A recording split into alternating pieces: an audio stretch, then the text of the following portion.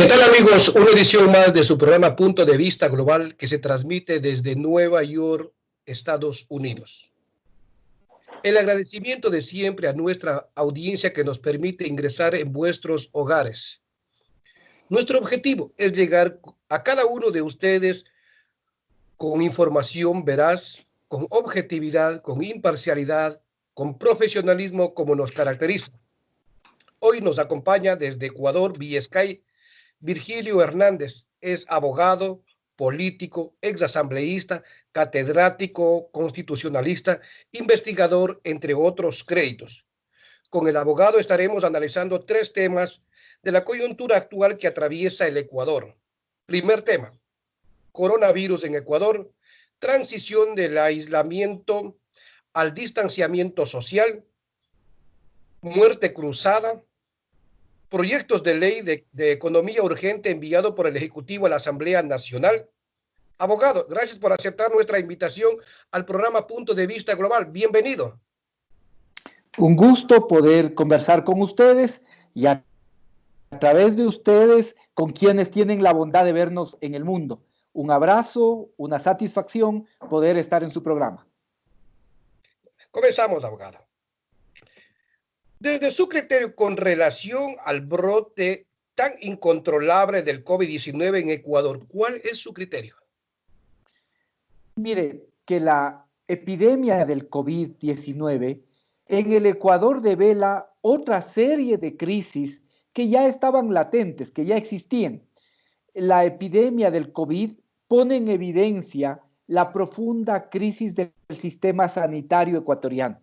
Crisis que en los últimos años, en los últimos 3 años, prácticamente descuidaron el sistema de salud, cuando en los 10 años de la Revolución Ciudadana se hicieron importantes avances, tanto que se logró cumplir con la norma constitucional, que entre salud y educación por lo menos sea el 10% del PIB. Y se hicieron importantísimos avances en esa materia y luego, con estos criterios de que había que dejar de invertir en todo lo que tiene que ver con lo social, se fue desbaratando el sistema de salud. De una importante inversión en el sector salud, en la construcción de hospitales como no se habían hecho en 30 años, en la remodelación de los que ya existían, pasamos a un criterio en el que el presidente de la República decía que ya no era necesario construir hospitales de 400, 500 camas, que eso ya no se acostumbraba, porque eran difíciles de administrar y porque además decía el presidente de la República, Lenín Moreno, decía esto, que los hospitales de 400, 500 camas eran difíciles de administrar o porque los pacientes se escapan. ¿En qué cabeza puede caber que un enfermo que está bien atendido, que hay salud de calidad, se escapa de un hospital porque este hospital es grande? O el secretario de Comunicación llegó a decir que ya no era necesaria los hospitales porque había la telesalud. Hoy, trágicamente, esas expresiones se vuelven contra el pueblo ecuatoriano, porque ahora esos hospitales, ¿cuánta falta nos harían? ¿Cuánta falta nos habrían hecho, nos harían estas importantes construcciones que dejaron de hacerse luego de que durante 10 años se invirtió de manera prioritaria en la salud? Fíjese usted, también despidieron, entre los miles de trabajadores que despidieron, a cerca de 4,000 trabajadores del área de salud. ¿Sí? Ahora, ¿cuánta falta nos hacen esos profesionales y esos trabajadores del área de la salud a los que se les desvinculó en esta absurda idea que de los países cuando hacen acuerdos con el Fondo Monetario Internacional de que hay que bajar las inversiones que se hacen porque eso es gasto? Fíjese usted que sin ninguna razón que no sean los motivos ideológicos, se dejó de lado un convenio que se tenía con la República de Cuba. Y ahora, ¿cuánta falta nos hacen esos especialistas, esos médicos, esos epidemiólogos que para poder atender la crisis sanitaria que se vive en el país? Entonces, el coronavirus refleja el debilitamiento del sistema sanitario que el actual gobierno generó en el país. Pero no solo eso, además pone en evidencia una profunda crisis económica que ellos mismos generaron, una crisis que ellos mismos provocaron y que ahora no permite tener las herramientas necesarias para poder tomar decisiones y colocar los recursos en función de la salud y la vida del pueblo. También evidencia una profunda crisis social, cuando en el Ecuador se había hecho muchos avances en lo que tiene que ver en materia de igualdad, de bajar la desigualdad, de combatir la pobreza. En estos 3 años volvió a crecer la pobreza, volvió a crecer la pobreza que en el sector rural supera el 40% de la población que vive en el sector rural del país y a nivel nacional está por encima del 25%. Entonces, una crisis profunda y también volvió a crecer la desigualdad que tanto trabajo se hizo en los 10 años precedentes a este gobierno para que podamos bajar los niveles de desigualdad que existe en el país. Pero adicionalmente, y esto es... Yo le voy a interrumpir ahí. Yo, yo no soy experto en economía, pero yo asumo, yo interpreto, yo puedo imaginar qué importante sería en este momento todos los dineros que se concesionó, que se perdonó eh, a los a las grandes banqueros, empresas. a los impuestos, ¿no? Hoy sería de gran ayuda. Y como dice usted, y como dice, y el mundo, la sociedad entera en el mundo lo sabe, que decía uno de sus ministros que ya no eran necesarios los hospitales, que era necesario o que se implementaba hoy en día la medicina virtual. ¿Qué es eso? ¿Irresponsabilidad? ¿Qué es incapacidad? ¿Cómo le podríamos calificar a utilizar esos términos en Ecuador? Es todo a la vez. Es insensibilidad, es indolencia, es irresponsabilidad, es querer desvincularse de la inmensa obra que se hizo en la década de la Revolución Ciudadana y por eso decir cualquier cosa. Y ahora esas palabras nos pasan factura al pueblo ecuatoriano de manera absolutamente trágica. Porque mire, yo le decía que hay un tema adicional a la crisis sanitaria, adicional a la crisis económica, adicional a la crisis social. También hay en el Ecuador, en pleno siglo XXI, una crisis de los datos, una crisis de las estadísticas. Por desmantelar los sistemas de planificación, destruyeron los mecanismos estadísticos que nos permitan por lo menos contar bien los muertos. En el Ecuador no sabemos si en este momento usted preguntaría cuántos son los muertos. No sabemos cuántos son los muertos. No sabemos. Fíjese usted que una publicación prestigiosa norteamericana habló de que los muertos pueden ser 15 veces más de los que están señalando. Un periódico nacional dijo que los muertos pueden ser por encima de los 10,000. El propio gobierno tiene que aceptar que hay aproximadamente unos 6,000 muertos que son más allá de los que suelen presentarse en estas épocas del año. Pero fíjese usted, la diferencia que puede haber entre 6,000, 10,000, 15,000, no sabemos cuántos son los muertos. Aquí, para que quienes nos ven en el mundo puedan sorprenderse, aquí en el Ecuador se entregaron las cenizas a una familia de quien era supuestamente su familiar. Y después sucede que esa persona recuperó la conciencia en el hospital y estaba viva. Y aquí no solo que ya le daban por muerta, aquí ya le cremaron y a las familias les entregaron unas cenizas que evidentemente no son de esa persona. Se le fue el audio. Se le fue el audio. No se le escucha nada. Ahí. Ahí se le escucha, ahí. Tengo algún problema con el manos libres. Ahí. Sí, ahí perfecto. Ya, muy bien. Entonces le decía que en el Ecuador, no sé si me escucharon esta anécdota, que no es sí, un sí, le fake escuchamos news. perfectamente, perfectamente. Vea usted esto de le entregaron a una familia las cenizas de quién era su supuesto familiar y sucede que esa persona estaba viva. Si eso pasa con los muertos, hay un gran problema para atender las necesidades de los vivos. No se sabe cuáles son las personas a las que hay que entregar asistencia alimentaria. No se sabe las personas que requieren de una asistencia financiera para que puedan quedarse en su casa. No se sabe cuáles son las personas que requieren de apoyo estatal para poder coordinar entre los distintos niveles de gobierno y se pueda hacer llegar esa ayuda. Entonces, hay una crisis de las estadísticas y esta crisis de las estadísticas también es provocada porque se desmantelaron los sistemas de planificación.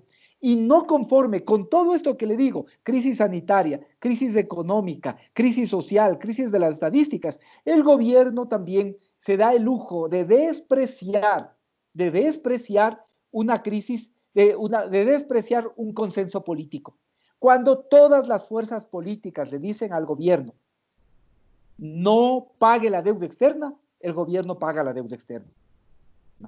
Cuando todas las fuerzas están dispuestas a conversar para construir una ley que no cargue sobre las personas que han sido los más afectados el peso de estas múltiples crisis, el gobierno hace oídos sordos y básicamente atiende a los grandes grupos de poder en lugar de establecer una ley que, sobre todo, pueda obtener recursos de quienes más se han beneficiado en el pasado inmediato. Entonces, creo yo que además de esto, el gobierno no tiene la fortaleza, no tiene la fuerza en este momento para convocar ese consenso político que es necesario para el manejo de una crisis como la que vivimos. Y nuevamente vuelve a la persecución, vuelve a buscar encontrar culpables de su inacción y de la incapacidad de poder enfrentar en mejores condiciones esta situación tan grave que vive ahora el Ecuador. Estimado Virgilio, acá en Estados Unidos, en donde que estamos, las noticias son alarmantes, muy alarmantes, como la ineptitud de los que deberían de estar al frente para salvar, para llevar esas estadísticas. Los medios de comunicación internacional son los que dan a conocer, como decía, la ineptitud de este gobierno. Con eso quiero pasarle a otra pregunta. ¿Cuánto cree usted que es el porcentaje de responsabilidad que tiene la sociedad para que el contagio se haya multiplicado por miles y miles en cuestión de horas y días en el Ecuador y en particular en Guayaquil? No hay como culparle, no hay como culparle a la ciudadanía, no hay como culparle al pueblo. Esto yo le digo con claridad. Fíjese usted, el director de la OMS dijo que el 5 de enero, escúcheme bien la fecha, el 5 de enero les pasó a los países una nota en la que les advertía lo riesgoso y lo complicado que puede ser esta epidemia y que puede convertirse en pandemia. Les señaló, les dijo que podía haber el riesgo de que esto sea una verdadera pandemia el 5 de enero y no se tomó ninguna medida de precaución, ninguna. Fíjese usted que aquí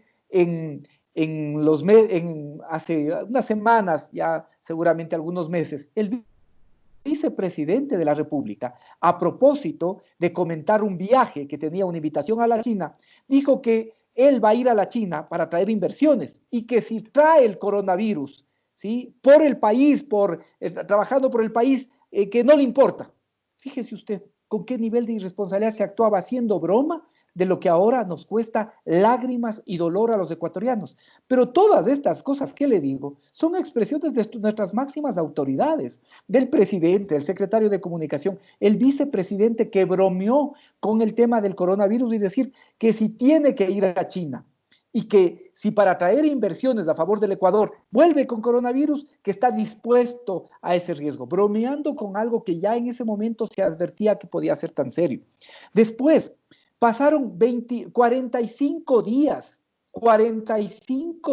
desde que se detectó el primer contagio antes de que declaren la emergencia nacional y 40 días antes de que declaren el estado de emergencia sanitaria. El 29 de febrero se presenta el primer caso confirmado de COVID en el Ecuador. 29 de febrero. Y recién el 11 de marzo se declara la emergencia, el estado de emergencia sanitaria. Y recién el 16 de marzo se declara el estado de excepción. No existió antes ni campaña de prevención, ni se tomaron las medidas adecuadas, ni se trabajó en la educación de la población, ni se ubicó ese tiempo valioso para ver qué personas podrían requerir ayuda, asistencia financiera para que la gente pueda permanecer en su casa. Entonces, lo más fácil es culparle a la población. Fíjese que usted que se dice que en Guayaquil, por ejemplo, cuando ya había la alerta del coronavirus en las élites de la sociedad guayaquileña, existió un matrimonio al que concurrieron muchísimas personas y que esa fue una fiesta que generó un importante contagio. Y luego se permitió un partido de la Copa Libertadores cuando ya había alertas respecto de lo que podía pasar con el COVID o coronavirus. De tal manera que lo más fácil es culparle a la población. No se puede culparle a la población. No se puede. La No, población no estaba yo advertida, no, no estaba yo no informada, estoy, no tenía la suficiente información. yo no estoy culpando a la sociedad de ninguna manera. ¿Por qué no le culpo a la sociedad? Porque todos necesitamos salir y buscar nuestro sustento diario. Mi pregunta iba canalizada que en varias ocasiones algunas autoridades decían que es irresponsabilidad de la sociedad. Pero si esa misma sociedad no tenía la verdadera información, porque lo que sí se podía visualizar era unas mesas como de registros y cosas así, cuando no sé por qué razón ahí no se ejecutó lo que había, lo que mencionó un ministro que decía que era importantísimo tener la medicina virtual, entonces ahí tenía que implementarse lo que él había exteriorizado. Entonces, Sí, es lamentable la es situación que vive el lamentable. Ecuador. Es Ahora, mi lamentable, pregunta, como le digo, no se puede culparle a la población, lo que usted dice es real, parecería que estos hechos, más bien esto de poner la responsabilidad en la ciudadanía, es buscar de una manera u otra cubrir su incapacidad, su inoperancia, en muchos casos yo digo su indolencia, y buscar culpables antes que tratar de asumir las responsabilidades que a ellos les corresponde. ahora yo quiero plantearle otra pregunta, mi estimado Vigilio.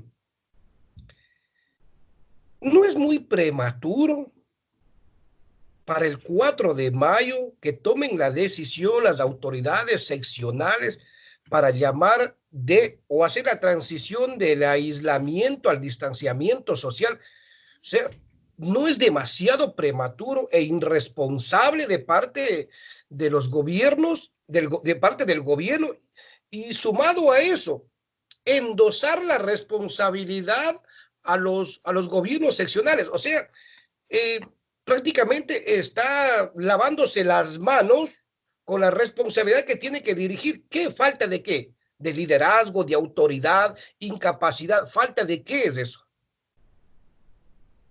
Miren, hay que decirlo, y esto hay que decirlo con claridad nuevamente. Lo que nos demuestra una vez más es que no hay una estrategia global, que no hay una estrategia global. Y como no hay una estrategia global, se está improvisando.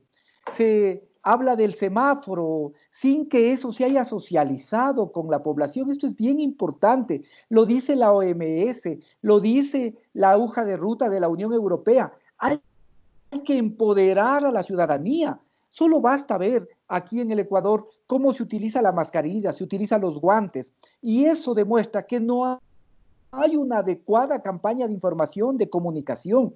Entonces, en el Ecuador, y le vuelvo a decir con claridad, no se sigue las recomendaciones que hacen la propia Organización Mundial de la Salud. Mire, ¿qué dice la Organización Mundial de la Salud? La Organización Mundial de la Salud establece 6 condiciones para poder salir de la cuarentena.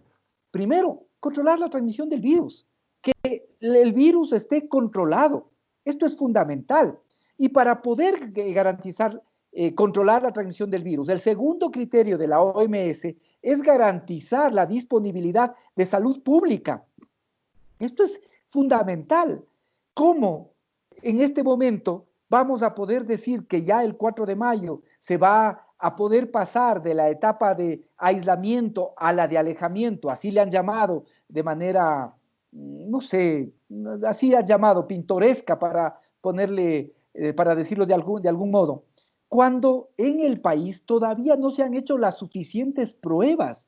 Este es un elemento importantísimo y además la capacidad de los hospitales no es que sea una capacidad que esté centralizada por cada uno de los cantones. Esto no existe en el país. En el país hay grandes hospitales en Quito, Guayaquil, hospitales de especialidades, en Cuenca, y luego hospitales regionales. Pero no es que podemos disponer de hospitales con capacidad hospitalaria, con camas, con unidades de cuidados intensivos en cada uno de los 221 cantones de la República. Entonces, sin garantizar la disponibilidad de salud pública y de cuidados intensivos, aquí se pretende ir a otra etapa.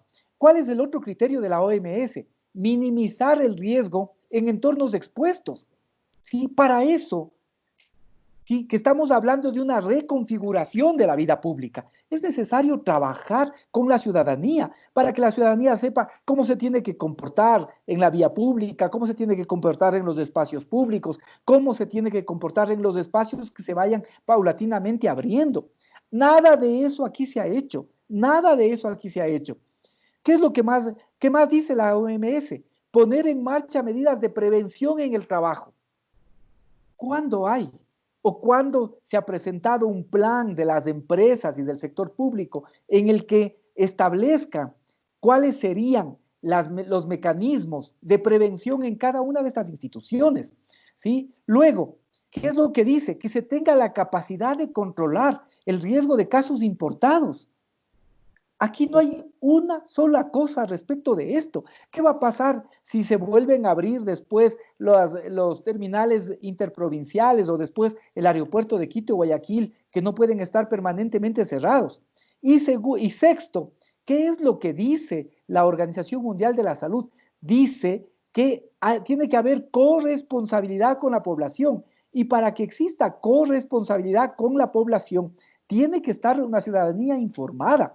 Nada de esto se ha hecho y esto no se puede trasladar a cada uno de los municipios, no se puede trasladar a cada uno de los cantones, tiene que ser realizado nacionalmente. ¿Qué es lo que dice la Unión Europea? La Unión Europea, vea usted, antes de hablar de fases. Perdón, mi estimado Virgilio, pero eso es lo que yo le preguntaba. No es una irresponsabilidad del gobierno lavarse las manos y decir, bueno, ustedes toman la decisión y ustedes verán cuando consideran oportuno o necesario la reapertura en sus labores diarias en el Ecuador, cuando ni siquiera se ha socializado todas las cosas que usted acaba de mencionar. Mire, yo le diría, además es no conocer el país, es no dar cuenta de que aquí los cantones están absolutamente interconectados. Usted conoce con seguridad qué es lo que pasa entre Quito y Rumiñahui, el cantón Quito y el cantón Rumiñahui. Hay un sector que se llama el Triángulo. En el Triángulo, si uno no sabe exactamente qué parte es de Quito, qué parte es del cantón Rumiñahui. Pero eso que le cuento como una cosa, en el Ecuador es muy frecuente. Hay localidades en que el límite es una vereda pertenece a un cantón, otra vereda pertenece a otro cantón, o en la que básicamente hay una continuidad poblacional, demográfica, de actividades económicas, como lo que sucede entre Cayambe y Pedro Moncayo, en que hay prácticamente una continuidad. Los límites ahí son ficticios. Y sin embargo, ¿cómo se puede tomar medidas en un cantón y no en el otro y pensar que no va a haber una interrelación? O si hablamos si hablamos de otros puntos, vamos a decir, por ejemplo, lo que pasa en Manabí. En Manabí hay puntos en que el cantón Rocafuerte, Portoviejo y Manta están prácticamente interconectados. ¿Sí? Es absurdo. O lo que pasa entre Manta y Montecristi. Uno piensa que todavía está en ciertos barrios de Manta y sucede que eso ya pertenece al cantón Montecristi. Entonces, es absurdo. Esto que se señala es absurdo, es buscar eludir una responsabilidad, pero además no da cuenta del país. Tanto no conocen el país que cuando se presentó y se detalló el plan, la ministra señaló que había 250 municipios. Eso es inconcebible para alguien que tiene la responsabilidad de ser ministra de la política. O todas las cosas que se pretenden que se asuman a nivel de cada uno de los municipios, cuando tiene que haber un marco nacional. Esto es bien importante referir, tiene que haber un marco nacional. La Unión Europea, mire, ellos antes que hablar de fases o medidas, ellos hablan de criterios y de principios. ¿Cuál es el primer criterio? El primer criterio es el criterio epidemiológico, pues, referido precisamente a la disminución del número de infectados y a la estabilización de contagios por un tiempo prolongado. Por un tiempo prolongado. Aquí no hay momento en que la curva no haya dejado, no hay curva todavía. Aquí básicamente hay una línea en la que sigue creciendo el número de contagiados. Todos los días hay nuevos números de contagiados. Sin embargo, ya se habla de ir a otra fase. ¿Qué más dice cuál es otro criterio de la Unión Europea? Suficiente capacidad de los sistemas de salud. ¿Cómo se mide esto? Ya lo dije, a través de camas hospitalarias, a través de unidades de cuidados intensivos, de pruebas diagnósticas, de productos farmacéuticos, de personal médico suficiente. Cuando aquí vemos, el día de ayer había plantones del personal de los hospitales de salud pública pidiendo que se les dé los implementos básicos, fundamentales para poder trabajar. Y el tercer criterio de la Unión Europea es que exista capacidad de seguimiento adecuado. ¿Con realización de qué? De pruebas. ¿Cuántas son las pruebas que se han hecho en el país? Ayer atendía a una importantísima conferencia que se hacía con académicos, rectores. Y mire, en el país, en el Ecuador, se hacen aproximadamente, se hacen menos del 2 por cada 1000 habitantes, 2 pruebas por cada 1000 habitantes. Con eso es imposible poder tener idea siquiera de cuál es efectivamente la verdadera dimensión de esta pandemia en el Ecuador. Por lo tanto, es irresponsable buscar levantar la medida.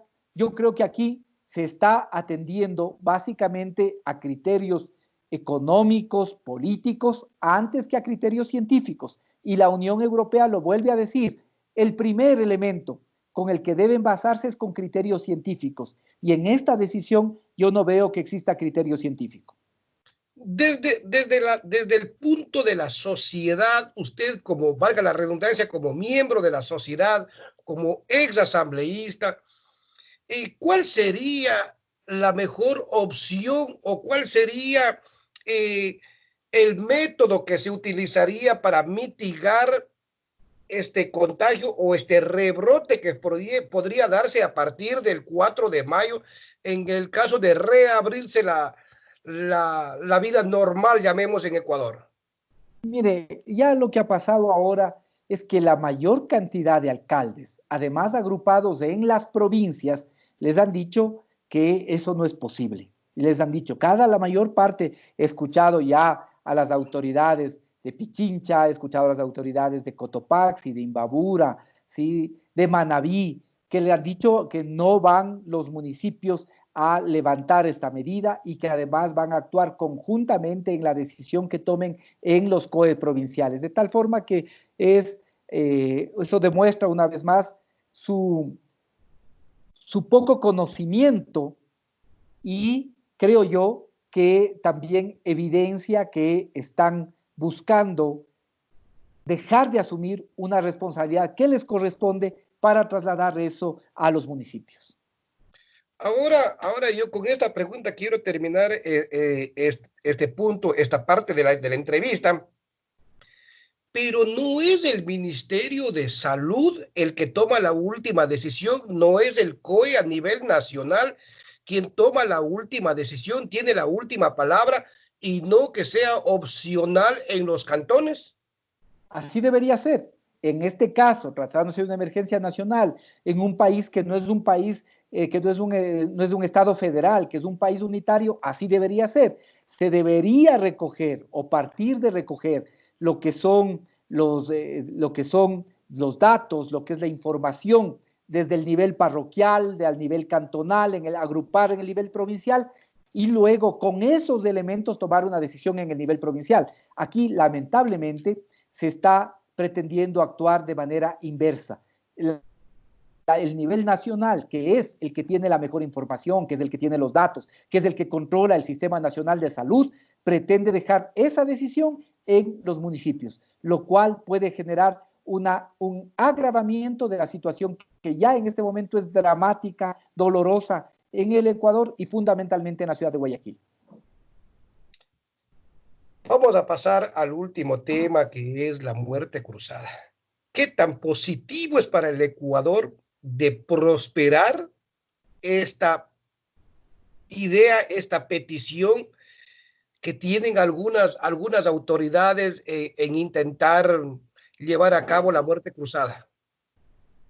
Mire, yo sinceramente no creo primero que hayan las condiciones para lo de la muerte cruzada. No creo que se cumplan los requisitos de la Constitución. Esto creo yo que se está operando como un mecanismo de presión para la Asamblea Nacional. Fíjese usted que usted sabrá, los amigos, amigas, quizás no que tienen la bondad de escucharnos, no conocen todos, que yo ahora mismo enfrento, junto con la prefecta Paola Pavón y con Cristian González, enfrento una acusación por rebelión, por la cual estuve preso de manera absolutamente injusta e ilegal por 52 días. Y la prefecta de Pichincha estuvo detenida por 72 días. Sí, prefecta de Pichincha, una autoridad como de la máxima autoridad de la provincia, estuvo detenida 72 días, acusados de rebelión. Uno de los elementos para acusarnos es haber planteado la muerte cruzada. ¿Qué es la muerte cruzada? La muerte cruzada es una figura que está en nuestra Constitución por la cual el presidente puede disolver la Asamblea, en cuyo caso tiene que hacerse elecciones generales y convocar elecciones generales en 7 días de manera inmediata. Y también la Asamblea puede destituir al presidente, pero de la misma forma tiene que convocarse a elecciones de manera inmediata. Esa es la muerte cruzada. Pero para que opere esa muerte cruzada, tiene que haber unas condiciones. ¿Cuáles son esas condiciones? Una situación, por ejemplo, de conmoción, de grave conflicto interno. ¿Sí? Eso en octubre se cumplía. Sin embargo, nos acusaron de que nosotros queremos desestabilizar el país, que queremos derrocar al gobierno y tenemos un proceso penal por el que podemos ir a prisión entre 5 y 7 años. Así está castigada la rebelión en el Código Orgánico Integral Penal. Sin embargo, ahora se plantea, lo ha planteado la ministra de Gobierno, ha planteado el propio vicepresidente, que podría ser una alternativa. Yo le digo, no creo ni que existan las condiciones que señala la Constitución, no existen esos requisitos, ni tampoco creo que lo quieran hacer. Es una forma de presionar a la Asamblea Nacional para que la Asamblea Nacional apruebe los 2 proyectos de ley que se han enviado. Uno de esos proyectos no tiene nada, pero nada que ver con la emergencia. El proyecto de ley de ordenamiento de las finanzas públicas no tiene nada que ver con la emergencia. Es el mismo proyecto que ya fue rechazado por la Asamblea en el mes de diciembre, es el mismo proyecto que fue comprometido con el Fondo Monetario Internacional y no tiene nada que ver con la emergencia, puesto que sus normas está prevista se apliquen desde el año 2022.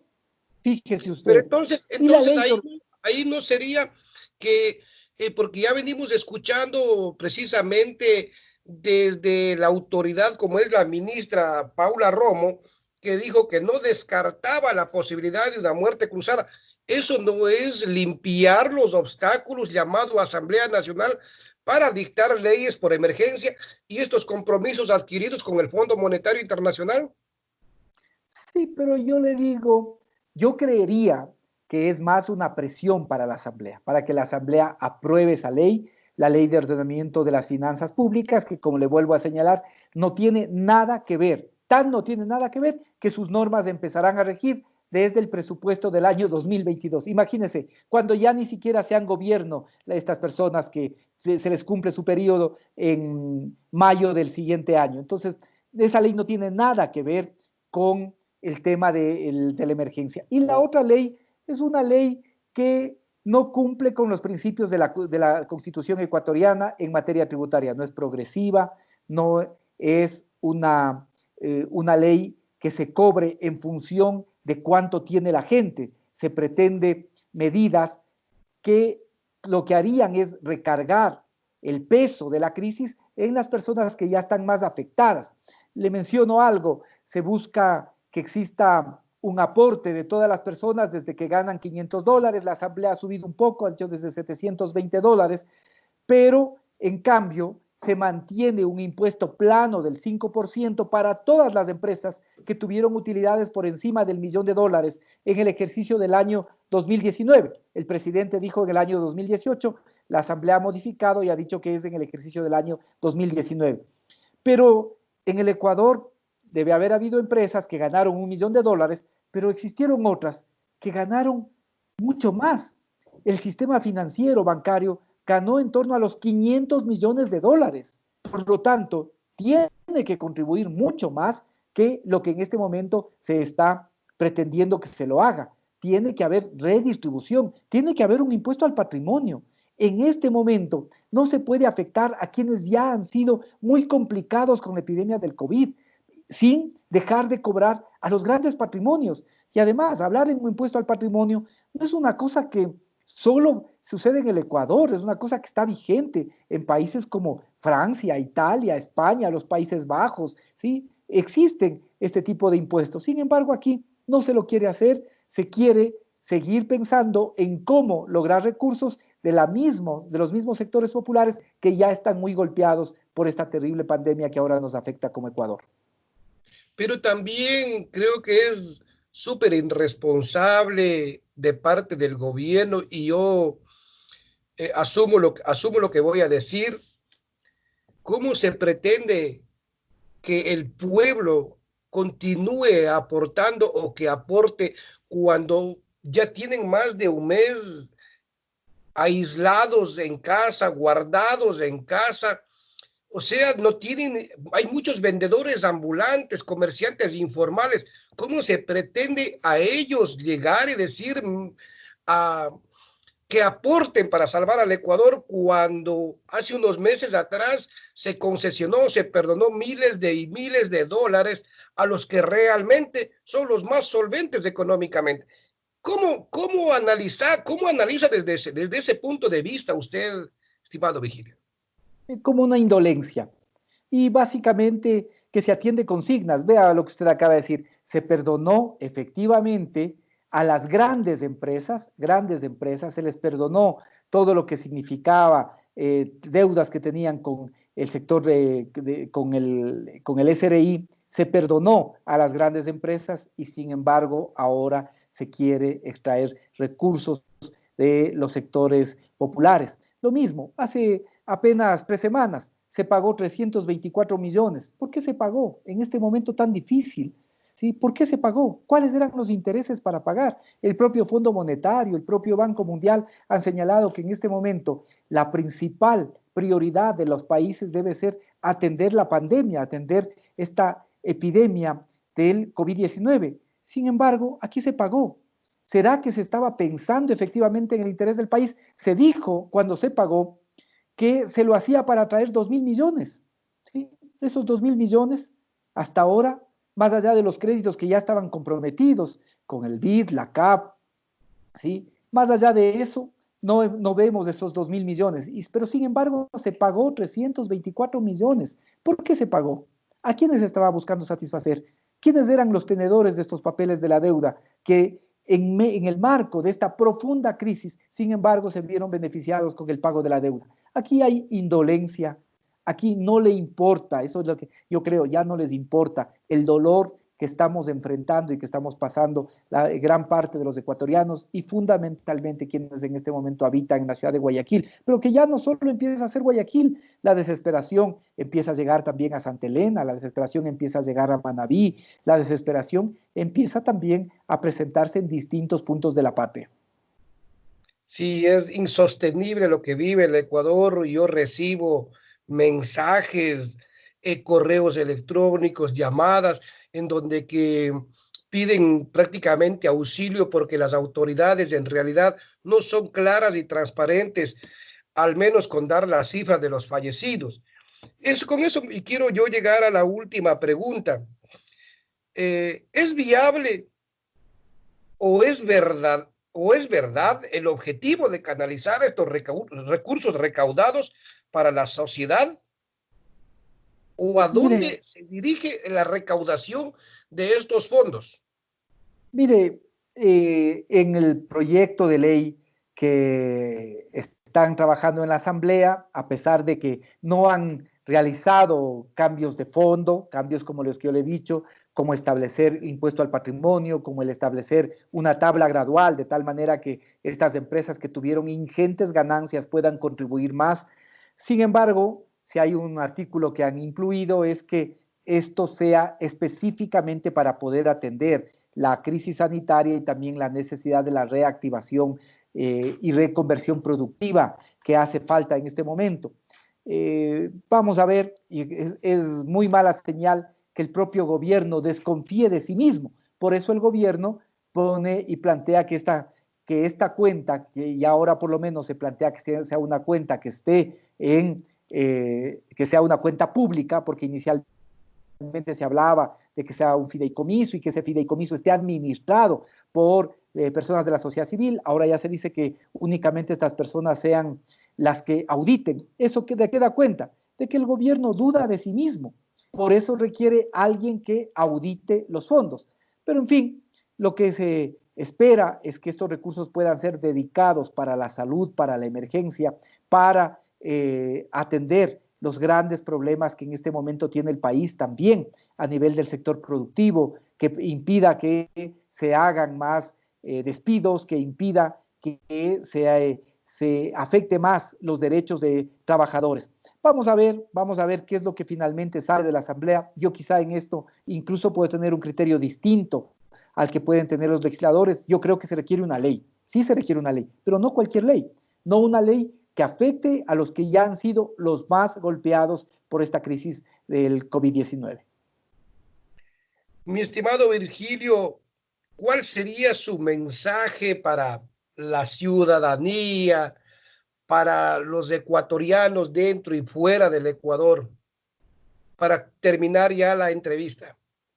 Mire, que en este momento es a nosotros a quienes nos toca tomar alternativas muy claras también para poder asumir